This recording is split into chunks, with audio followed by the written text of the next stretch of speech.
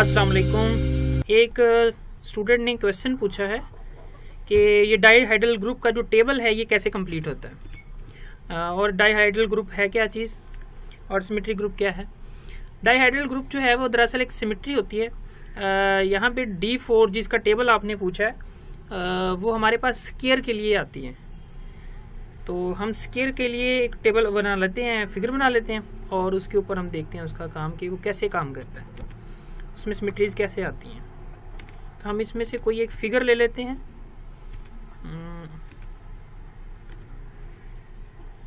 ले जी, मैंने एक स्केयर ले लिए, ठीक है। और इनके जो कॉर्नर्स हैं मैं या लाइंस को मैं डिफरेंट कलर दे देता हूँ। हाइड्रल जो मैंने है स्केयर का एक बॉक्स बना लिया है जिसमें मैंने उनके कॉर्नर्स का नाम रखा है ABCD। अब मैंने इसको हम नाम दे देते हैं आइडेंटिटी का। मिसाल के तौर पे हम अगर टेबल बना रहे हैं तो टेबल में जो हमें सबसे पहले एलिमेंट्स चाहिए, मैं इन हिस्सों को रिमूव कर देता हूँ जी। मुझे जो 1 है यानी कि जो आइडेंटिटी है वो हमारी इस वक्त बनी हुई है यहाँ पे पहले से। जब हमें चाहिए A स्क्वायर और A3, तो इसका मतलब ये होगा कि इसकी रोटेशन जो है वो 90 डिग्री, 270 और 180 और 270 होगी। किस तरीके से, अगर हम इसको दोबारा से बनाना चाहें तो हम इसकी रोटेशन लेंगे। देखिए फिगर में कोई फ़र्क नहीं पड़ेगा, ये अभी जो है वो हमारे पास A की वैल्यू बन चुकी है, तो हमारे पास एक रोटेशन आ चुकी है। अगर हम इसकी दोबारा से 90 डिग्री पे रोटेशन करवाना चाहें तो ये 180 के करीब बनेगी, तो ये बन जाएगी हमारी कुछ इस फॉर्म में, ठीक है। अब हम दोबारा से इसको जो है वो रोटेट करवाना चाह रहे हैं। अब ये जो फंक्शन ये जो बना है ये हमारे पास A है, और जो पीछे हमारे पास बना है वो A स्क्वायर है, और ये वाला जो है वो हमारे पास A3 है, ठीक है। हम इसको भी रोटेट करवा लेते हैं। अब अगर हम दोबारा से इसे रोटेट करवाएंगे तो ये वैल्यू जो है वो हमारे पास दोबारा से आइडेंटिटी बन जाएगी। तो इसी वजह से जो डाईहाइड्रल ग्रुप होता है इसमें हम लिखते हैं कि A4 जो है वो हमारे पास दोबारा से आइडेंटिटी बन जाती है। और दूसरी चीज़ जो है वो फ्लिप, यानी कि जो B है, जो B वैल्यू हम पुट करते हैं उसमें हम फ्लिपिंग आती है एक साइड से दूसरी साइड पे। आपने इसको फ्लिप करवाना है, किसी एक साइड से करवा लें, आप AD से कर लें, आप BC से कर लें, आप दरमियान में लाइन लगा के करवा लें। तो आपने क्या करना है कि यहाँ पे उसने बताया कि आपने एक बार फ्लिपिंग करनी है, और अगर उसी फ्लिपिंग से आप दोबारा करते हैं तो आपकी आइडेंटिटी बन जाएगी। तो आपने इसको फ्लिपिंग करवाने के बाद फिर इसको रोटेशन यानी कि A के साथ लेना है। देखें यहाँ पे फ्लिपिंग B में आ जाएगी, और A भी करेंगे, यानी कि हमने एक बार फ्लिप करके उसको रोटेट करवाना है 3 बार, तो हमारा बन जाएगा। मैं इसको एक बार फ्लिप करवाता हूँ, हम इसे फ्लिप करवा लेते हैं ऊपर से नीचे की जानिब। तो अब जो है वो देखें इन सब के पॉइंट्स में फ़र्क आ रहा है, सारे पॉइंट्स एक जैसे नहीं है, इनमें फ़र्क आ रहा है। आपने अब इसकी रोटेशन करवानी है 90 डिग्री पे। ये अच्छा, अब वो क्या होगा कि ये वाला AB हो रहा है, यानी कि हमने एक बार रोटेट करवा दिया A के लिए, और B के लिए जो है वो हमारा शक्ल सेम रही है, हमारी शक्ल में कोई फ़र्क नहीं पड़ेगा, फिगर हमारी जो है वो सेम होगी। अब हम आते हैं दोबारा से फिर रोटेशन पे। अब देखें इनमें से कोई पॉइंट्स मैच कर रहा है, ABCD जो कॉर्नर हमने रखे थे वो कभी भी मैच नहीं करेंगे। तो इसकी 8 ही सिमेट्रीज बनती हैं, इसके अलावा सिमेट्रीज नहीं बनती। तो बनाने का तरीका क्या है हमारे पास, एक तो हम इसकी रोटेशन ले रहे हैं, दूसरी हम इसको एक बार फ्लिप लेके उसकी बार बार जो है वो रोटेशन करवा रहे हैं। अगर हम डिफरेंट तरीके से इसकी फ्लिपिंग करवाते हैं और फिर रोटेट करवाएंगे तो दोबारा से इनमें से किसी एक की शक्ल बन जाएगी।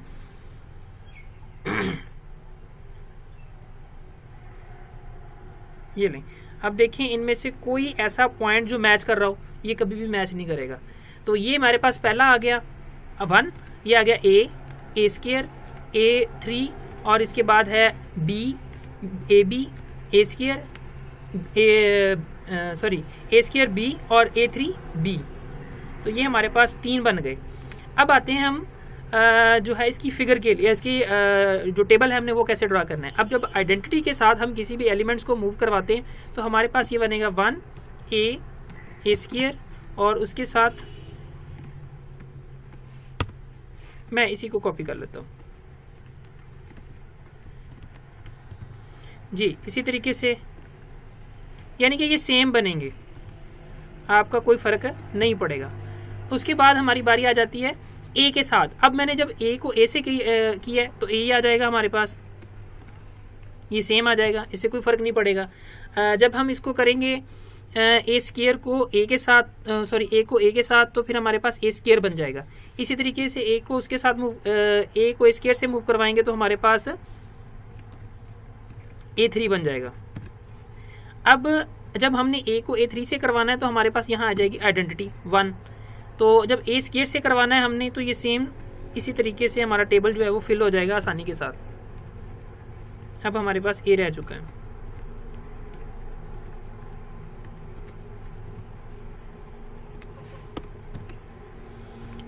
जी A3 से करवाएंगे तो यहाँ आपके पास 1 या आइडेंटिटी आ जाएगी और बाकी सारे एलिमेंट्स वैसे ही होंगे।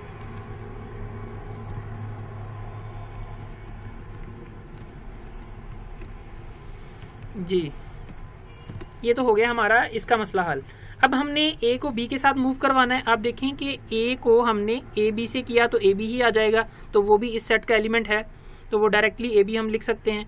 इसी तरीके से फिर ए को हमने जब बी से मूव करवाना है, मल्टीप्लाई करवाना है, तो हमारे पास वो ए स्क्वायर बी बन जाएगा। इसका मतलब ये हुआ कि हमने 2 बार रोटेशन की है और 1 बार फ्लिप किया हुआ है। तो मैं ये टेबल इसी तरीके से ड्रा कर लेता हूँ। अच्छा, अब यहां बारी आ गई कि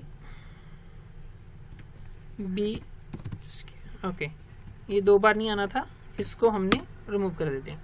अब देखें कि जब हमारे पास ए को हमने ए स्क्वायर से करवाया, यानी कि इस एलिमेंट से हमने करवाना है ए को, तो हमारे पास बनेगा A3B। A3B हमारे पास मौजूद है तो हम इसको लिख सकते हैं, कॉपी, ये लें। अब आ गया A4, यानी कि A को हमने A3 से मल्टीप्लाई किया, A4 बन गया जो कि 1 बन जाता है, तो यहाँ पे क्या बनेगा फिर B ही बन जाएगा, हमारे पास क्या बनेगा B बन जाएगा। ठीक है, इसी तरीके से हम इन सारे हिस्से को, इस वाले पार्ट को भी हम इसको सॉल्व कर सकते हैं। मुश्किल तब आएगी आपको जब आपने ए बी और बी इनवर्स को सॉल्व करना होगा, तो वो भी देखते हैं हमने कैसे सॉल्व करना है। ये वाला पार्ट आपका अभी सॉल्व हो जाएगा, यानी कि ए स्क्वायर को हमने A B, A square B और A3B से सॉल्व करना है।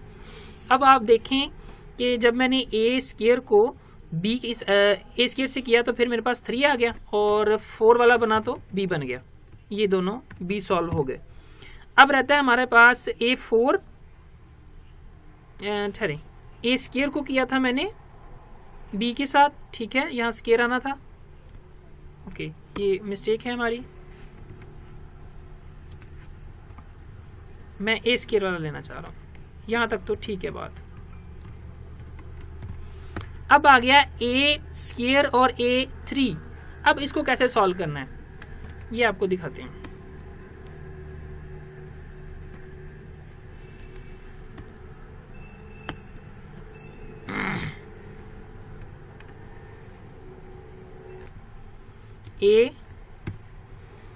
हमारे पास था ए स्क्वायर और उसके साथ B है, फिर हमने किसके साथ मल्टीप्लाई करवा रहे हैं, ए स्क्वायर के साथ। देखिए हमने ये टेबल फिल करना है, ए स्क्वायर है और A3B है हमारे पास। अब हमारे पास है A3B, इसको हमने कैसे सॉल्व करवाना है। यहाँ पे सॉरी ए स्क्वायर था, B नहीं था, A3, ए स्क्वायर है हमारे पास, B3 नहीं, ए स्क्वायर है। तो इसको हम कैसे सॉल्व करेंगे, इसको देखें, A5 बन गया, या हम ऐसा करते हैं जो 3 है हम उसको एक बार 4 में लिख लेते हैं और एक A लिख लेते हैं और एक B लिख लेते हैं, जबकि A4 जो है वो 1 है हमारे पास और ये वाला जो है हमारे पास अकेला B आ गया आंसर। तो यहाँ तक तो आपको मेरा ख्याल आइडिया हो गया कि आपने इसको कैसे सॉल्व करना है। तो ये वाला हमारे पास क्या बन गया, AB मीन्स यही वाली टर्म बन गई। तो ये भी आपके लिए आसान है इसको सॉल्व करना। अब A3 और हमारे पास है B वाला पोर्शन, तो ये सारा कुछ सेम ऐसे ही आ जाएगा, आप इसको खुद सॉल्व कर सकते हैं A के साथ। ये तो हमारा हो गया सॉल्व। अब आता है B के साथ उसके कॉम्बिनेशन जो भी हम बनाते हैं, तो A के साथ B के। अब एक और चीज़ आपको बताते चलूँ कि जब हमारे पास ग्रुप्स होते हैं, ग्रुप में हमारे पास अगर A है तो a जो है वो हमारे पास किसके इक्वल होगा, हमने इनवर्स लेना है a का, तो ये इक्वल होता है पावर -2 के, यानी कि इसका जो इनवर्स है हमारे पास -1, यानी कि a का जो इनवर्स है वो किस टर्म के इक्वल आ जाएगा हमारे पास, हम इसको लिख सकते हैं a3।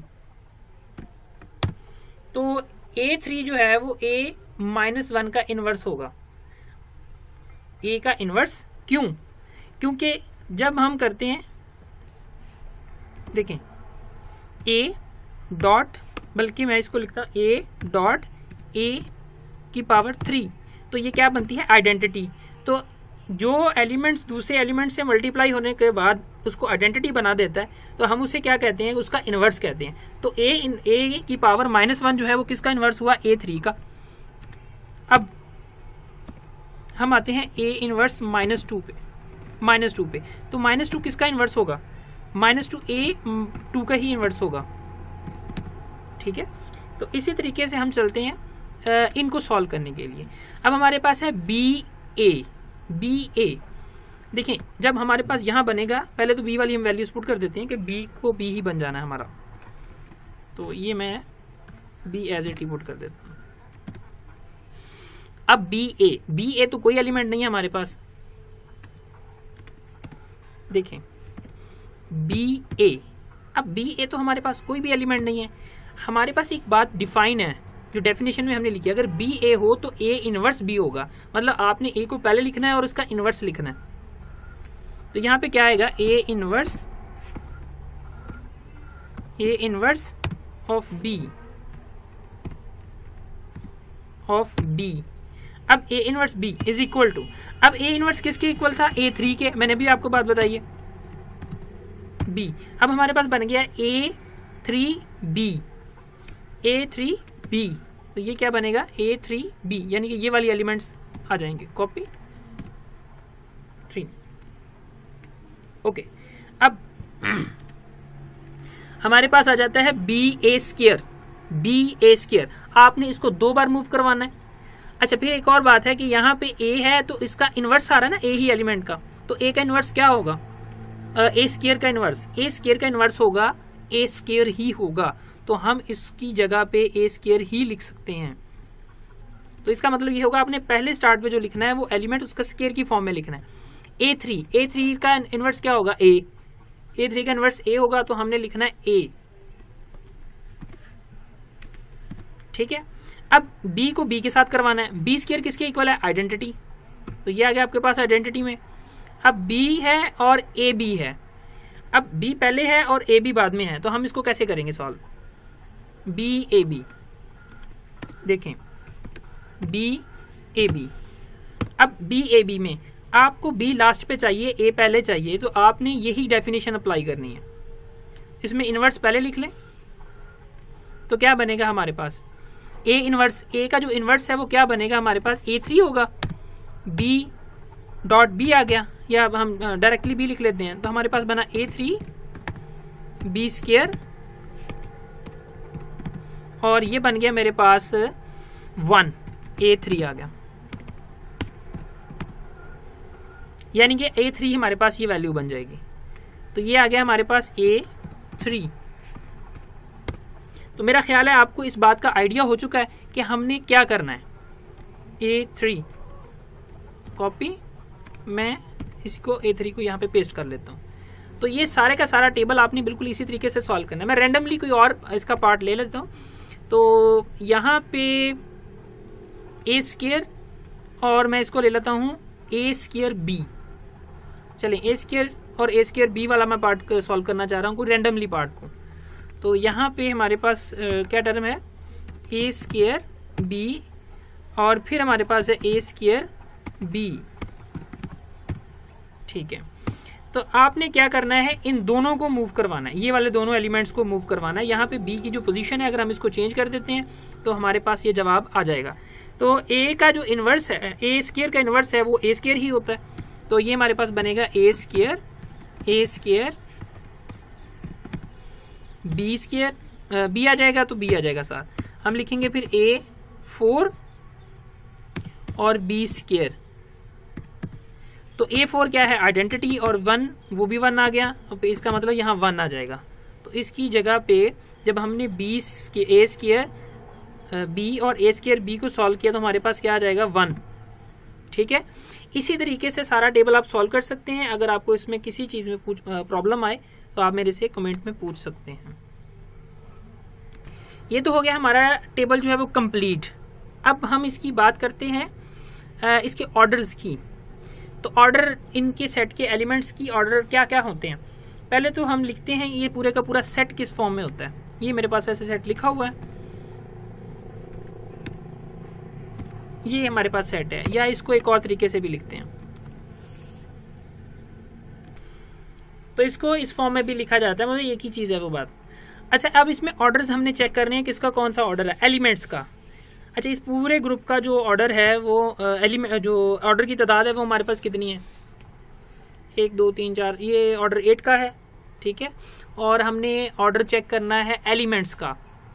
अब एलिमेंट हमारे पास कौन कौन से हैं, पहले है हमारे पास A पड़ा हुआ, A की पावर 4 होगी तो आइडेंटिटी बनेगी, तो इसका ऑर्डर हो गया 4। A स्क्वायर की जो है वो इसकी पावर 2 बनेगी तो हमारे पास ऑर्डर होगा 2। तो आप जैसे जैसे इसकी पावर लेते जाएंगे और ये आइडेंटिटी बनती जाएगी तो हम इसे कहेंगे इसका ऑर्डर जो है वो जितनी पावर होगी उतना ऑर्डर होगा।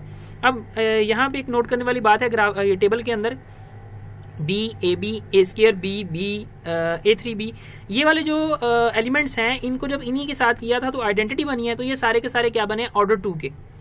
और इनमें से हमारे पास सिर्फ और सिर्फ जो A है, A को A से A स्क्वायर से किया था तो आइडेंटिटी बनी है, तो इसका भी ऑर्डर 2 है। तो ऑर्डर 2 वाले मैंने अलग लिख दिए हैं और ऑर्डर जो है वो 4 वाले मैंने अलग लिख दिए हैं। इसी तरीके से इसके सब ग्रुप्स क्या बनते हैं, इसके सब ग्रुप जो ऑर्डर 8 का बनता है वो इटसेल्फ ही बन जाएगा।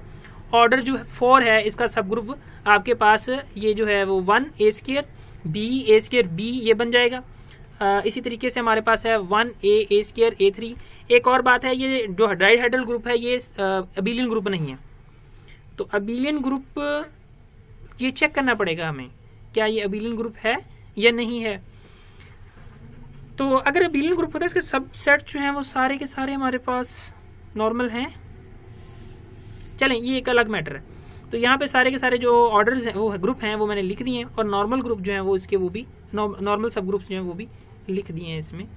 तो एक और चीज़ आपको बतानी कि अगर आपने इसमें से किसी को चेक करना हो कि हमने जो भी काम किया, यानी कि A स्क्वायर को A के साथ, यानी कि A3 को मैंने मैप करवा लिया है A3 को AB के साथ, A3 को AB के साथ किया तो B बना है मेरे पास। आप दोनों को चेक करके देखें, ये था मेरे पास A3 ये वाला पार्ट, और हमने करना क्या है, A3 को मैंने किसके साथ करवाना है, AB के साथ। अब ये वाला जो था वो AB था, अब A3 को मैंने AB के साथ मैप करवाना है।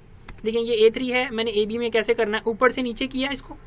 ठीक है, ये वाला मैंने बनाना चाह रहा हूँ, ये वाला। ठीक है, ये जो मैंने सिलेक्ट कर रहा हूँ, एक मिनट सिलेक्ट करके आपको दिखा देता हूँ। हाँ, ये वाला मैं बनाना चाह रहा हूँ, इसके साथ सॉरी मैप करवाना चाह रहा हूँ इसको। तो इसमें हमने क्या किया था कि एक बार फ्लिप किया है और इसे एक बार रोटेट किया है। तो मैं अगर इसी पार्ट को एक बार फ्लिप करता हूँ, ये मैंने एक बार इसे फ्लिप किया, ठीक है, और फिर इसे मैंने जो है वो एक बार जो है वो रोटेट कर लिया। अब ये कौन सा बन चुका है हमारा, किसके साथ मैच करता है, तो देखें ये किसके साथ मैच कर रहा है, BAD ये वाले पार्ट के साथ, इस पार्ट के साथ इसका मैच हो रहा है। तो इस ये क्या है, A स्क्वायर B। तो आप देखें आपका वही बनता है या नहीं बनता। आके एक बार इसे रोटेट करवाया है और एक बार जो है मैंने इसे फ्लिप किया है जी।